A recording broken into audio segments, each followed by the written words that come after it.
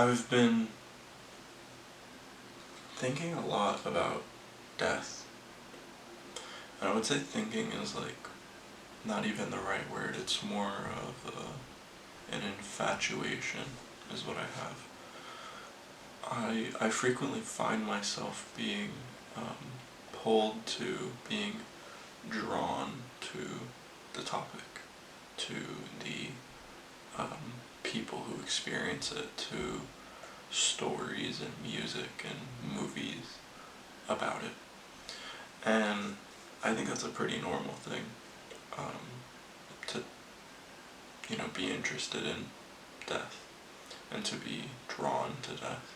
But I think I have a problem where I am far too interested and far too drawn to it. An album I love is A Crow Looked at Me by Mount Eerie. It's about this man whose wife dies of cancer, and he writes this album, like poetry, prose album, about his wife who just died. And he's writing it a week, 2 weeks, a month after her death. He starts a few of the songs with, "It's November 2016, it's been 2 weeks since you died." And then he goes on about the song. I don't know what draws me to it, but I keep finding myself listening to it. I keep finding myself engaging with it. And in similar ways, I engage with other media about the same thing, about grief. And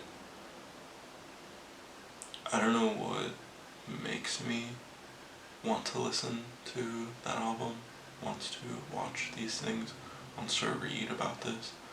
I love Frankenstein. I think it's probably like my favorite book, which is very much about death and about life, but about death. Right now, Sam gave me her copy of Franny and Zoe, which I'm never returning because I love this book. And it's about death. Two important characters in the story are two older brothers who are dead. One in a war and one by suicide. And they seem like the most important characters in the story, and they affect everyone. And they're never seen. They're never known because they're dead. There's a letter that one of the brothers wrote to a younger sibling, just talking to them, just, speaking to them. And the character who received that letter carries it with him and reads it a lot.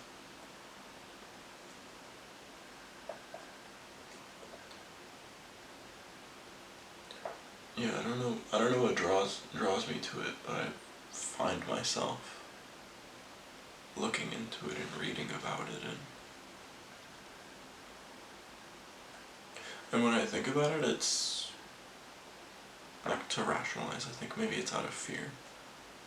I don't think it's out of fear. I don't feel afraid when I like read or watch this stuff. Something that I have done and still do to this day to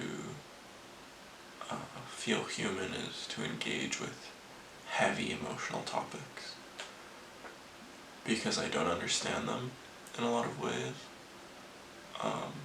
I don't understand grief. I've never felt grief. And that is not to say that people around me haven't died. That is to say that I've never felt grief.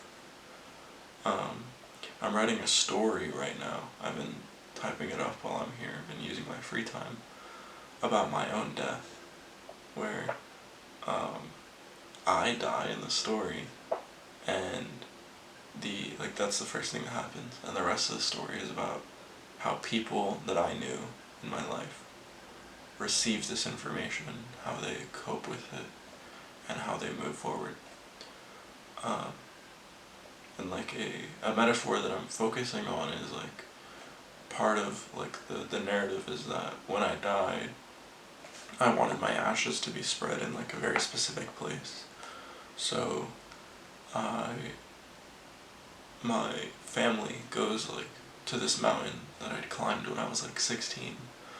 I'd done a hike on the Appalachian Trail, and something happens in the story, and they have to flee the mountain. They run down the mountain, um, run away, and they leave their stuff behind. And part of that stuff is like my ashes, me. Those, they're not me. Ashes are not me. But yeah, that's like the story. I haven't really told Isabella about it because I don't want her to like freak out. But yeah, I find myself thinking about it a lot in a not so morbid way, I think, or a fearful or anxious way, just in a way. I'm not sure. I'm not sure how to describe it. I'm not sure why I sat down to talk either. I think I just wanted to talk out loud. Because I was thinking about this. I was gonna write it out. I was thinking, oh, maybe I should write out these thoughts right now.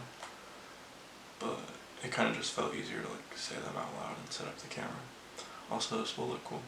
Maybe I'll never use it for anything, or maybe I will.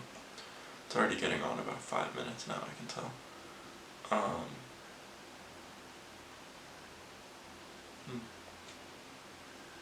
Yeah, I think that's all I had to say. I don't feel any better after speaking. Not to say that I felt bad. You know what I mean? Like, I don't... Saying it out loud didn't make it go anywhere. It's still right here. It's still pearl. Right here. You can hear it. When I shake my head, you can hear it rolling. Yeah, I think that's all.